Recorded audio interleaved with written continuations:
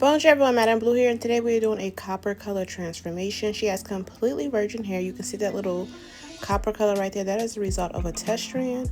I actually did quite a few test strands. I was going to use high lift because I used high lift before and I like how it did, but her hair was just too dark. It was not doing anything actually. So one of the stylists where I work was like, you just need to use copper. So that's what I did. I used 8 copper by Matrix and 30 volume. And I put it in the foils because when I did the test strand, I did one out of the foil and one in the foil, and she liked the brighter one.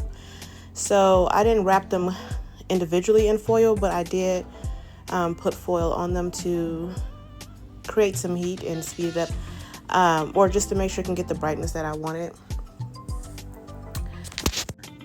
Same products that were that I use all the time were used, with the addition of Olaplex and